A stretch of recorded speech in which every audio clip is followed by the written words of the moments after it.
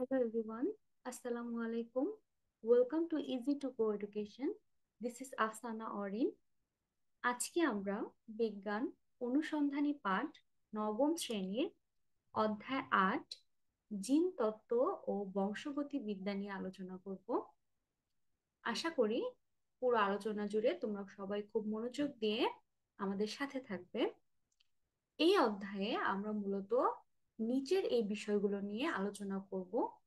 এখানে তোমরা স্ক্রিনে দেখতে পাচ্ছ জিন তত্ত্ব কি, জিন তত্ত্ব ও বংশগতিবিদ্যার মধ্যে সম্পর্ক কি, মেন্ডেল তার গবেষণা এবং বংশগতিবিদ্যার বৈজ্ঞানিক পাঠ, জীবের প্রকট ও প্রচ্ছন্ন বৈশিষ্ট্য পর্যবেক্ষণ, বংশগতিবিদ্যার নীতি ব্যবহার করে জীবের বৈশিষ্ট্য নির্বাচন অর্থাৎ সংকরায়ন, জেনেটিক সিলেকশন, এগুলো নিয়ে আলোচনা করা হয়েছে। এর মধ্যে কিছু সংখ্যক টপিক নিয়ে আজকে আমরা আলোচনা করব। সো চলো দেরি না করে শুরু করা যাক। প্রথমত চলো জেনে নেই জিন তত্ত্ব কি। আমাদের জীব জগৎ অসংখ্য বৈচিত্র্য নিয়ে বিদ্যমান। আদিকাল থেকেই মানুষ তার জন্য উপকারী উদ্ভিদ ও প্রাণীদের নিজের প্রয়োজনে ব্যবহার করে আসছে। তোমরা ইতোমধ্যে হরিপদ কাপালির আবিষ্কৃত হরিধানের নাম শুনেছ। তিনি তার ধান খেতে অজানা প্রকৃতির ধান দেখতে পেয়ে সেখান থেকে বীজ তৈরি করেন, যা পরবর্তীকালে উচ্চ ফলনশীল জাত হিসেবে স্বীকৃতি পায়। তিনি কোনো বৈজ্ঞানিক ব্যাখ্যা না জেনেই ধানের উচ্চ ফলনশীল বৈশিষ্ট্যটি তার পরবর্তী প্রজন্মে স্থানান্তর করেছিলেন।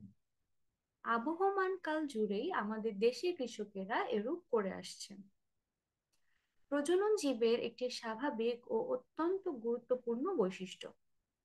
প্রজননের মাধ্যমে মাতা পিতার বৈশিষ্ট্য পরবর্তী প্রজন্মে সঞ্চালিত হয় এবং জীব তার নিজের অস্তিত্ব ধরে রাখে। এখন আলোচনা করি যে আসলে তাহলে জিনতত্ত্ব বা জেনেটিক্স আসলে কি। অর্থাৎ জীববিজ্ঞানের যে শাখায় জিনের গঠন, কাজ, বংশ পরম্পরার সঞ্চালনের ধরন ও ফলাফল সম্বন্ধে বিস্তারিত আলোচনা করা হয় তাকে বংশগতিবিদ্যা বা জিন তত্ত্ব বা জেনেটিক্স বলেন। উইলিয়াম বেটসন 1905 খ্রিস্টাব্দে সর্বপ্রথম জেনেটিক্স শব্দ প্রচলন করেন। তাহলে যা বলছিলাম যে আহ, প্রজননের মাধ্যমে মাতা পিতার বৈশিষ্ট্য পরবর্তী প্রজন্মে সঞ্চালিত হয় এবং জীবটার যে নিজের অস্তিত্ব ধরে রাখে। সরি, এভাবে এক প্রজন্ম থেকে আরেক প্রজন্মে মাতা পিতার বৈশিষ্ট্য স্থানান্তরের যে প্রক্রিয়া, তাই হলো বংশগতি।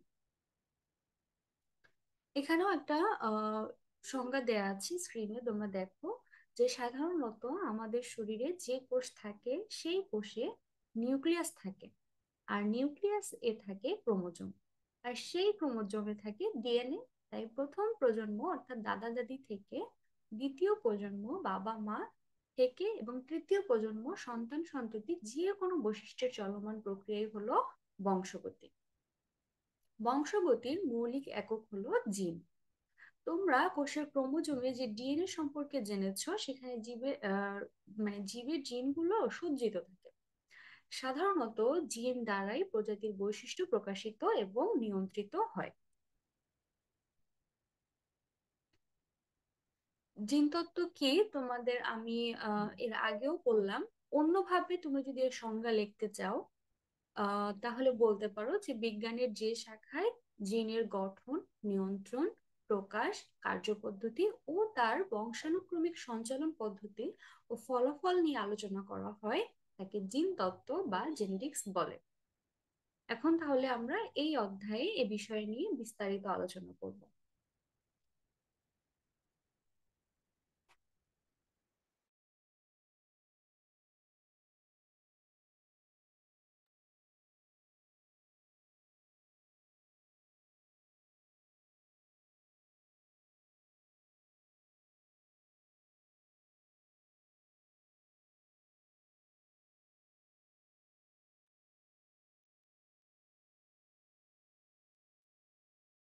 গ্রেগর জোহান মেন্ডেল বা গ্রেগর ইয়োহান মেন্ডেল,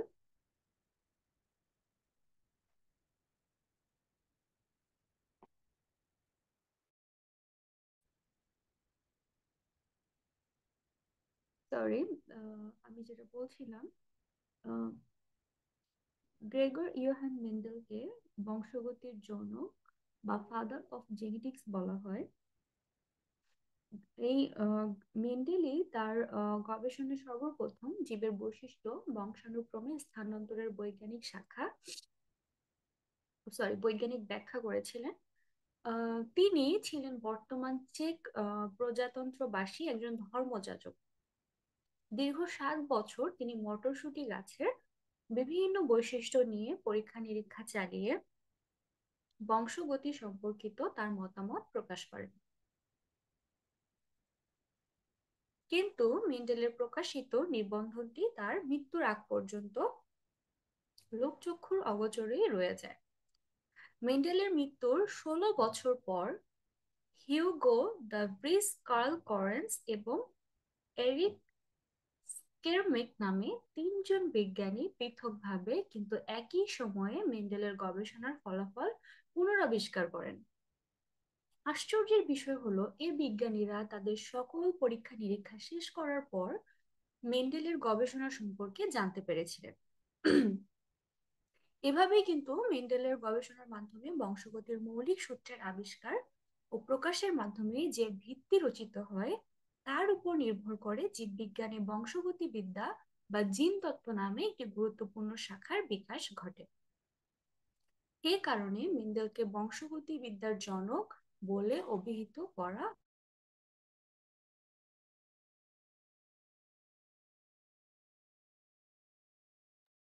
অনেক সময় এই প্রশ্নটা আসে যে মেন্ডেলকে বংশগতিবিদ্যার জনক কেন বলা হয়। আশা করি তোমরা এই আমি যে আলোচনাগুলো করলাম এগুলো সম্পর্কে একটা ধারণা পেয়েছো এবং এটার উত্তর তোমরা এখন গুছিয়ে লিখতে পারবে। এখানে আরো কিছু ইনফরমেশন তোমরা দেখতে পাচ্ছ স্ক্রিনে। জিন তত্ত্বের জনক বলে পরিচিত গ্রেগর জোহান মেন্ডেল, যিনি কিনা অস্ট্রিয়াবাসী একজন ধর্মযাজক ছিলেন, যা আমি বললাম, দীর্ঘ 7 বছর বিভিন্ন মটরশুঁটি গাছের উপর নানান পরীক্ষা নিরীক্ষা চালিয়ে তিনি বংশগতির দুটো সূত্র প্রবর্তন করেন। তার সূত্রগুলোকে মেন্ডেলের সূত্র বা মেন্ডেলিজম বলে আখ্যায়িত করা হয়। তাহলে আমরা দেখলাম যে এই মেন্ডেলের প্রদত্ত যে তত্ত্বটা রয়েছে এটা বর্তমান জিন তত্ত্বের ভিত্তি হিসেবে চিন্তা করা হয়, কারণ তিনি প্রথম এ সম্পর্কিত তথ্য উপস্থাপন করতে সক্ষম হয়েছিলেন। মেন্ডেল যে একটা গবেষণা করলো এবং জীবের বৈশিষ্ট্য নির্বাচন করলো সেটা কিভাবে করলো, কিসের বেসিসে করলো, সেটা নিয়ে এখন আমরা আলোচনা করব। জোহান গ্রেগর মেন্ডেল ব্যক্তি জীবনে একজন ধর্মযাজক হলেও তিনি প্রকৃতপক্ষে একজন খাঁটি বিজ্ঞানী ছিলেন। বংশগতিবিদ্যা পরীক্ষার জন্য তিনি তার মাঠের বাগানে নিয়ন্ত্রিত পরাগায়নের মাধ্যমে সংকরায়ন বা হাইব্রিডাইজেশন করার জন্য মটরশুঁটি উদ্ভিদকে নির্বাচন করেন এবং 1856 সাল থেকে তার গবেষণা শুরু করেন। মেন্ডেল তার পরীক্ষার জন্য মটরশুঁটি গাছকে নমুনা হিসেবে মনোনীত করার পেছনে বেশ কিছু কারণ ছিল। যেমন, প্রথমত, মটরশুঁটি গাছ একবর্ষ জীবী হওয়ায় খুব কম সময়ের মধ্যেই সংকরায়ন আহ, পরীক্ষাটার ফল পাওয়া যায়। এটি একটি উভলিঙ্গী উদ্ভিদ এবং স্বপরাগণের মাধ্যমে যৌন প্রজনন সম্পন্ন করে। ফুলগুলো আকারে বড় হওয়ায় মটরশুঁটি গাছে অতি সহজেই সংকরায়ন ঘটানো যায়। আমরা যখন কোনো একটা কিছু নিয়ে পরীক্ষা করব বা কোনো একটাকে আমার র ম্যাটেরিয়াল যদি আমি যখন ধরে নিব, তখন কিন্তু আমাকে অনেকগুলো বৈশিষ্ট্য আগে চিন্তা করে নিতে হয় যে এটা দিয়ে আমি যদি পরীক্ষা করি কি কি বেনিফিট পাবো। মূলত আমি কিন্তু সেগুলো নিয়ে আলোচনা করছি এবং সেগুলোই মেন্ডেল তার গবেষণার জন্য একটা জীবের বৈশিষ্ট্য, মানে এটা এভাবেই আর কি নির্বাচন করেছিলেন। আবার যখন তিনি দেখলেন পুংস্তবক ও স্ত্রী স্তবককে ঘিরে দলমণ্ডল বা করলা এমন ভাবে সাজানো থাকে যে পরনিষেকের বা ক্রস ফার্টিলাইজেশনের কোনো সম্ভাবনা থাকে না। ফলে বিভিন্ন জাতের মটরশুঁটি উদ্ভিদের বৈশিষ্ট্যগুলো খাঁটি বা বিশুদ্ধ অবস্থায় থাকে। এটা কিন্তু একটা মানে অনেক গুরুত্বপূর্ণ একটা বৈশিষ্ট্য তিনি লক্ষ্য করেছিলেন। আবার মটরশুঁটি গাছ থেকে একাধিক সুস্পষ্ট তুলনামূলক বিপরীত বৈশিষ্ট্য রয়েছে। তাই অপত্য বংশে কয়েকটি বৈশিষ্ট্যের স্পষ্ট প্রকাশ পরীক্ষার ক্ষেত্রে সহায়ক হয়। শঙ্করায়নে সৃষ্ট বংশধরগুলো উর্বর বা ফার্টাইল প্রকৃতির হওয়ায় সেগুলো নিয়মিত বংশবৃদ্ধি করতে পারে।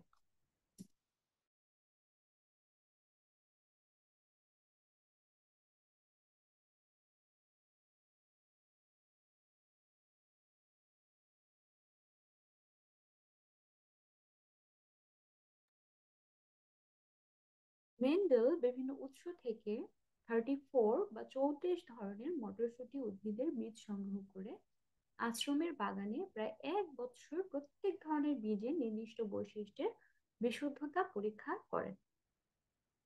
পরীক্ষা শেষে তিনি কাণ্ডের দৈর্ঘ্য, ফুলের অবস্থান, ফুলের রং, ফুলের বর্ণ, ফলের আকৃতি, বীজের বর্ণ এবং বীজের আকৃতি এই 7টি বৈশিষ্ট্যের প্রত্যেকটির জন্য 2টি করে বিপরীত লক্ষণ সম্পন্ন মোট 14টি খাঁটি উদ্ভিদ নির্বাচন করেন। অর্থাৎ কাণ্ডের দৈর্ঘ্য বৈশিষ্ট্যের জন্য লম্বা ও খাটো এই 2টি বিপরীত লক্ষণ, ফুলের বর্ণ বৈশিষ্ট্যের জন্য সাদা ও বেগুনি এই 2টি লক্ষণ, বীজের আকৃতির জন্য গোলাকার ও কুঞ্চিত এই 2টি লক্ষণ ইত্যাদি নিয়ে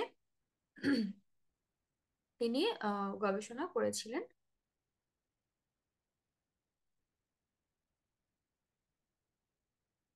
শুরুতে মেন্ডেল লম্বা এবং খাটো এই বিপরীত লক্ষণযুক্ত 2 ধরনের মটরশুঁটি গাছ নিয়ে তার পরীক্ষা শুরু করেছিলেন। এটি যেহেতু শুধু কাণ্ডের দৈর্ঘ্য, তাই মানে একটি বৈশিষ্ট্যযুক্ত উদ্ভিদ নিয়ে পরীক্ষা ছিল, তাই এটিকে মনোহাইব্রিড ক্রস বলা হয়ে থাকে। মনো শব্দের অর্থ কিন্তু একটি। যেহেতু তিনি একটি বৈশিষ্ট্যযুক্ত উদ্ভিদ নিয়েছিলেন, তাই হচ্ছে এটাকে বলা হচ্ছে মনোহাইব্রিড ক্রস।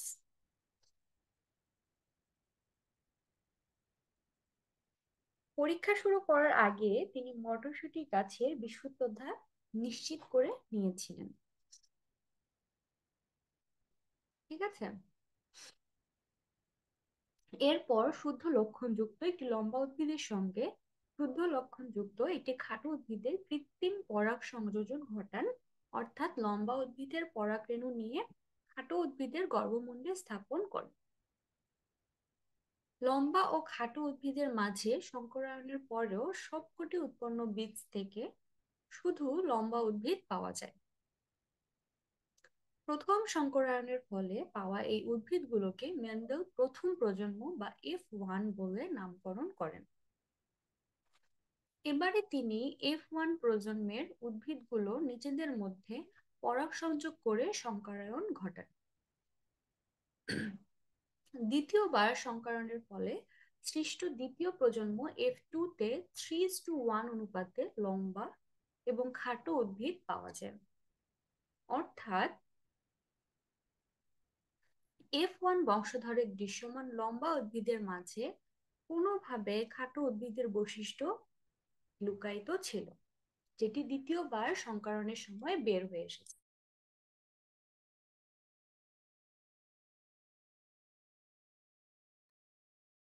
পরবর্তীকালে মেন্ডেল বীজের বর্ণ, অর্থাৎ লক্ষণ হলুদ কিংবা সবুজ, এবং বীজের আকার লক্ষণ গোলাকার কিংবা কুঞ্চিত এই 2টি বৈশিষ্ট্যযুক্ত মটরশুঁটি গাছ নিয়ে পরীক্ষা শুরু করেন। 2টি ভিন্ন বৈশিষ্ট্য নিয়ে পরীক্ষার কারণে এটিকে ডাই হাইব্রিড ক্রস বা মানে ডাই মানে কি, ডাই হচ্ছে দুই, তাই না? এর আগে আমরা দেখেছিলাম একটা নিয়ে পরীক্ষা করেছিল তাই মনো ছিল, এবার দুইটা নিয়ে পরীক্ষা করেছেন, তাই এটি হচ্ছে ডাই হাইব্রিড ক্রস বলা হয়।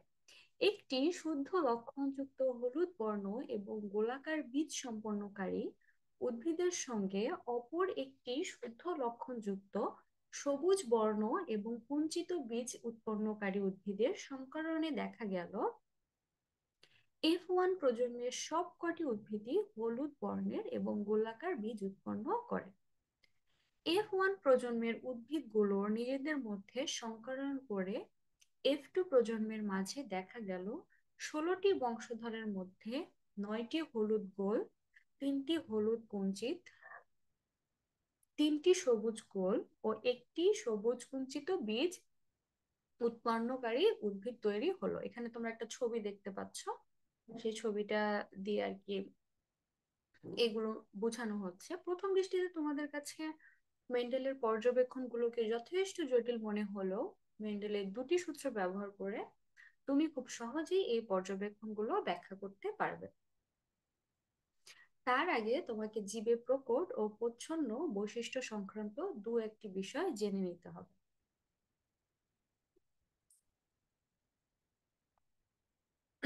এখানে আমরা কিছু ওয়ার্ড জেনেছিলাম যেগুলো আসলে কি আমরা মানে শুধুমাত্র তাদের নামই জানি, আসলে ব্যাখ্যাগুলো কি বা এগুলো দিয়ে আসলে কি বোঝাচ্ছে এখন আমরা সেগুলো নিয়ে আলোচনা করব। প্রথমত আমরা দেখেছিলাম ফ্যাক্টর বা জিন। এটা হচ্ছে ডিএনএ অণুর একটি খণ্ডিতাংশ বা খণ্ডিত একটা অংশ যা জীবের বংশগতির মৌলিক ভৌত ও কার্ষিক একক এবং বংশ থেকে বংশান্তরে জীবের বৈশিষ্ট্য বহন করে। লোকাস লোকাস হলো ক্রোমোজোমে জিনের নির্দিষ্ট স্থানের নাম। একটি নির্দিষ্ট জিনের অ্যালিউল গুলো সমসমস্ত ক্রোমোজোমের এই লোকাসে অবস্থান করে। তারপরে আসে অ্যালিল বা অ্যালিলোমোর। সমসমস্থ বা হোমোলোগাস ক্রোমোজোম জোড়ের নির্দিষ্ট লোকাসে অবস্থানকারী নির্দিষ্ট জিন জোড়ার একটিকে অপরটির অ্যালিল বলে আখ্যায়িত করা হয়। অ্যালিল দুটি একইধর্মী, যেমন টি, অথবা একে অপরের বিপরীতধর্মী, যেমন টি মানে ক্যাপিটাল টি ছোট টি হতে পারে। যখন দুটি বিপরীতধর্মী অ্যালিল থাকে তখন একটিকে প্রকট অ্যালিল অর্থাৎ আই, অন্যটিকে প্রচ্ছন্ন অ্যালিল অর্থাৎ স্মল টি বলে।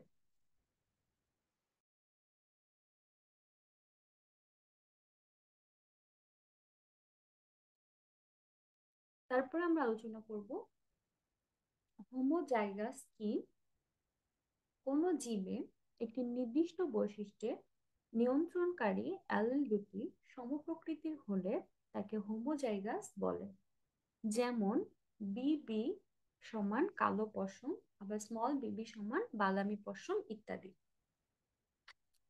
হেটারোজাইগাস হেটারোজাইগাস হচ্ছে কোনো জীবে একটি নির্দিষ্ট বৈশিষ্ট্য নিয়ন্ত্রণকারী অ্যালিল দুটি অসম প্রকৃতির হলে তাকে হেটারোজাইগাস জীব বলে। হোমোজাইগাস মানে আমরা কি দেখলাম, যে সমপ্রকৃতির, এবং হেটারোজাইগাস মানে হচ্ছে অসম প্রকৃতির।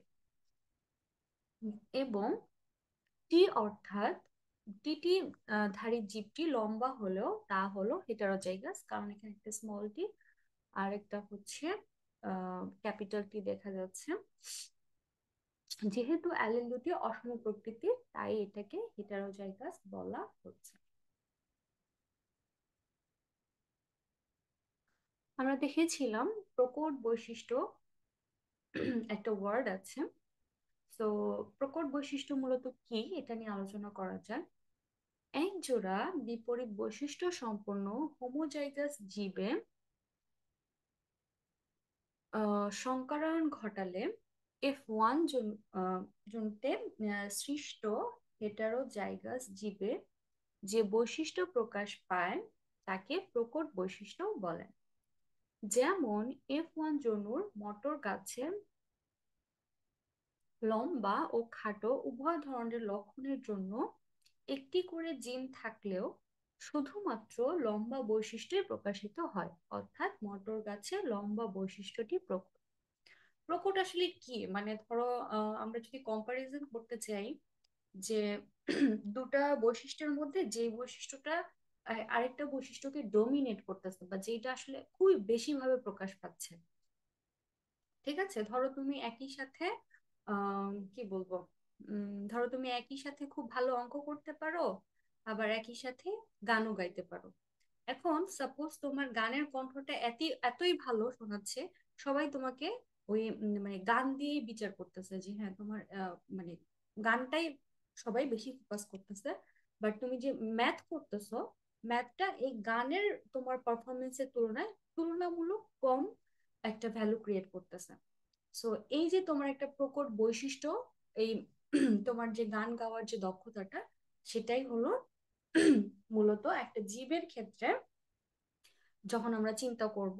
যেমন এখানে হচ্ছে তিনি একটা গাছ নিয়ে যেহেতু আর কি গবেষণা করছিলেন, তো একটা গাছের ক্ষেত্রে তিনি শুধু লম্বা বৈশিষ্ট্যটাকেই হচ্ছে একটা প্রকট বৈশিষ্ট্য হিসেবে ধরে নিয়েছিলেন। ঠিক আছে, তার অবশ্যই গবেষণার সুবিধার জন্য যেই যেই বৈশিষ্ট্যগুলা তার জন্য হচ্ছে খুবই উপকারী মনে হয়েছে সেগুলোই তিনি চুজ করেছেন। এরপরে আসি প্রচ্ছন্ন বৈশিষ্ট্য কি। হেটারোজাইগাস জীবে দুটি বিপরীতধর্মী বৈশিষ্ট্যের উপাদান একত্রে থাকলেও একটি মাত্র বৈশিষ্ট্য প্রকাশিত হয়, অন্যটি অপ্রকাশিত থাকে। জীবের অপ্রকাশিত বৈশিষ্ট্যকে প্রচ্ছন্ন বৈশিষ্ট্য বলে। যেমন F1 জনুর মটর গাছে লম্বা ও খাটো উভয় ধরনের বৈশিষ্ট্যের জন্য একটি করে জিন থাকলেও শুধুমাত্র লম্বা বৈশিষ্ট্যই প্রকাশিত হয়, অর্থাৎ মটর গাছের খাটো বৈশিষ্ট্যটি প্রচ্ছন্ন। এখানে সেম উদাহরণই জাস্ট অপোজিট আকারে দেখিয়েছে যে এই যে লম্বা বৈশিষ্ট্যটা এটাকে প্রকাশ পাচ্ছিল, এটা হলো তার প্রকট বৈশিষ্ট্য, এবং হিডেন থেকে যাচ্ছে একটা বৈশিষ্ট্য, সেটা হচ্ছে খাটো বৈশিষ্ট্য।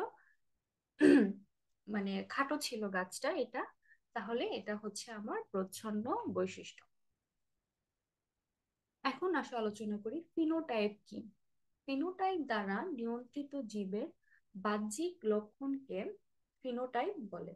সরি, আমি ফিনোটাইপ বলে ফেলেছি হয়তো, এটা হবে জিনোটাইপ দ্বারা নিয়ন্ত্রিত জীবের বাহ্যিক লক্ষণকে ফিনোটাইপ বলে। এটি জীবের আকার, আকৃতি, বর্ণ প্রভৃতি প্রকাশ করে। সদৃশ ফিনোটাইপধারী দুটি জীবের জিনোটাইপ একই রকম বা ভিন্ন হতে পারে। জিনোটাইপ কিন্তু মানে এখানে একদম ফিক্সড না যে সেম হতে হবে, এটা কিন্তু ভিন্ন হতে পারে। যেমন বিশুদ্ধ লক্ষণযুক্ত লম্বা ও খাটো মটর গাছের মধ্যে পরাগ সংযোগ ঘটালে F1 জনুতে সবগুলো উদ্ভিদই লম্বা আকৃতির হয়, যদিও এদের মধ্যে দু ধরনের ফ্যাক্টরি থাকে। এখানে ফিনোটাইপ হলো লম্বা, মানে এর একটা বাহ্যিক লক্ষণ আমাদের মধ্যে দৃষ্টিগোচর হচ্ছে, সেটাই হলো এখানে ফিনোটাইপ। তাহলে জিনোটাইপ কি? এই ফিনোটাইপ পড়তে গিয়েই তো আমরা জিনোটাইপকে পেলাম। জিনোটাইপ হচ্ছে কোন জীবের লক্ষণ নিয়ন্ত্রণকারী জিন যুগলের গঠনকে বলা হয়। অর্থাৎ কোন জীবের লক্ষণ নিয়ন্ত্রণকারী জিন যুগলের গঠনকে জিনোটাইপ বলে। একটি জীবের জিনোটাইপ তার পূর্ব বা উত্তর পুরুষ থেকে জানা যায়। সদৃশ জিনোটাইপধারী জীবেরা যদি একই পরিবেশে বাস করে তাহলে ওদের ফিনোটাইপও সদৃশ্য হবে। একই পরিবেশে বাস করতে হবে, এটা কিন্তু একটা কন্ডিশন এখানে দেয়া হয়েছে, তা না হলে কিন্তু সেটা ফিনোটাইপও সদৃশ্য নাও হতে পারে। একটি লম্বা গাছের জিনোটাইপ হতে পারে আইটি বা টিটি, আর খাটো গাছের জিনোটাইপ হতে পারে বা হবে টিটি। এখন আলোচনা করা যাক প্যারেন্টাল জেনারেশন ও অপত্য বংশ নিয়ে।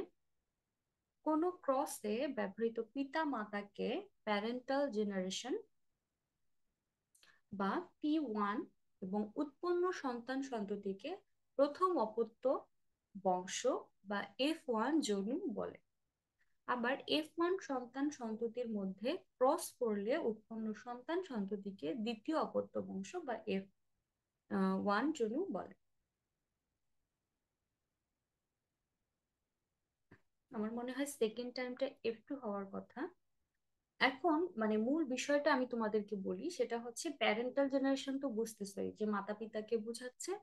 আর সন্তান সন্ততিকে মানে প্রথম যে অপত্য বংশটা তোমরা এর আগে যদি কোষ বিভাজন চ্যাপ্টারটা পড়ে থাকো, সেখানে কিন্তু অপত্য কোষ সম্পর্কে বলা হয়েছে, মানে উৎপন্ন প্রথম মানে জেনারেশনটাই আর কি। সেটা সেটাই হচ্ছে F1 বলা হচ্ছে এখানে, এবং প্রথম অপত্য বংশ হিসেবে উল্লেখ করা হচ্ছে।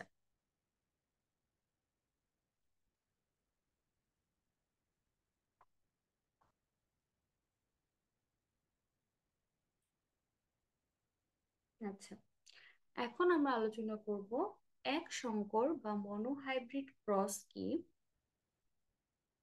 এটা হচ্ছে জীবের এক জোড়া বিপরীতধর্মী বৈশিষ্ট্যের উপর দৃষ্টি রেখে যে সংকরায়ন বা ক্রস ঘটানো হয় তাকে এক সংকর ক্রস বা মনোহাইব্রিড ক্রস বলে।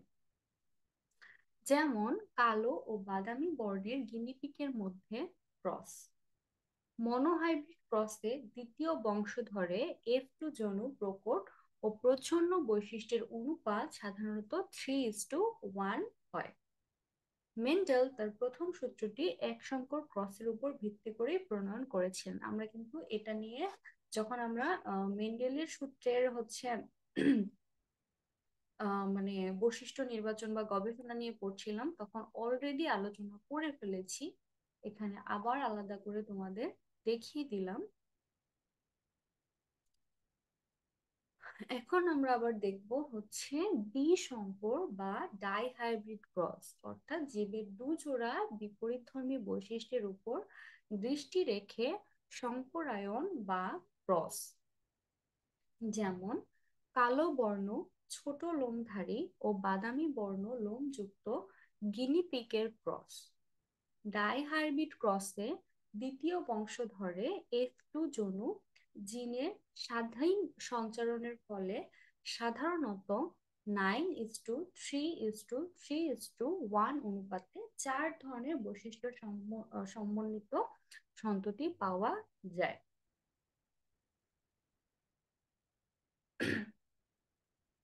আহ যখন আমরা হচ্ছে পড়ছিলাম আর কি মেন্ডেলের যে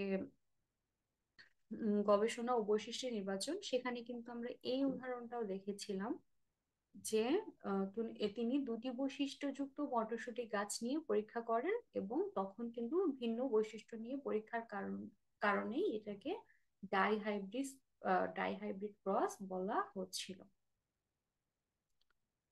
এখন আমরা দেখব টেস্ট ক্রস কি। F1 বা F2 জন্মুর বংশধরগুলো হোমোজাইগাস না হেটারোজাইগাস তা জানার জন্য সেগুলোকে মাতৃবংশের বিশুদ্ধ প্রচ্ছন্ন লক্ষণ বিশিষ্ট জীবের সাথে সংকরায়ন বা ক্রস আমরা হচ্ছে দেখতে চাচ্ছি, যেটা হোমোজাইগাস নাকি হেটারোজাইগাস। হোমো মানে কি একই প্রজাতির, হেটারো মানে কি দুটো ডিফারেন্ট।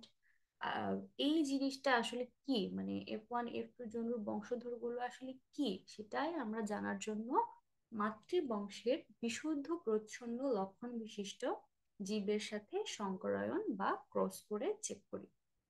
এভাবে এদের F1 এবং F2 জনুর জিনোটাইপ বের করা যায়। তাহলে আমরা আমাদের উদ্দেশ্য কি, বা আমরা কি বের করতে পারি, যে জিনোটাইপ বের করতে পারি। যেমন শঙ্কর লম্বা মোটর গাছ এবং বিশুদ্ধ খাটো মোটর গাছের সংকরণ ঘটালে এদের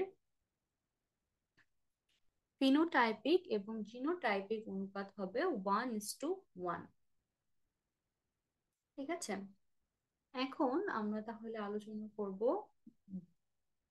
ব্যাক ক্রস কি। এটা তোমরা তো নাম দেখেই বুঝতে পারছো যে ব্যাক ক্রস আসলে কি হতে পারে।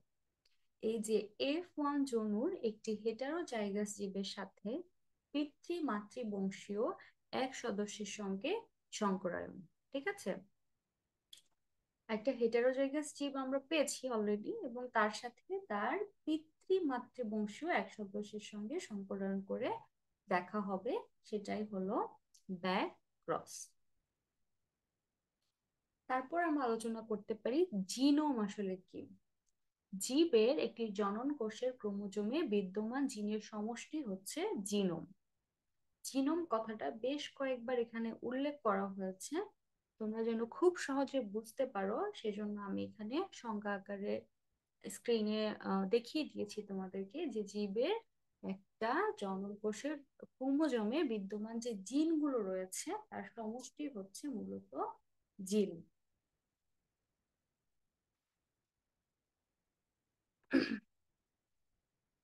তাহলে আমরা এখন পর্যন্ত কি কি টপিক দেখলাম, যে জিনতত্ত্ব কি, জিনতত্ত্ব ও বংশগতি বিদ্যার সম্পর্ক, মেন্ডেল ও তার গবেষণা এবং বংশগতিবিদ্যার বৈজ্ঞানিক পাঠ সম্পর্কে এখানে কি কি বলা হয়েছে সেগুলো। আশা করি তোমরা সকলে আজকের আলোচনাটা খুব সুন্দরভাবে বুঝতে পেরেছো। তো আজকের আলোচনা এখানেই শেষ করছি। সকলে ভালো থাকবে, সুস্থ থাকবে। অসংখ্য ধন্যবাদ আমাদের সাথে থাকার জন্য। আল্লাহ হাফেজ।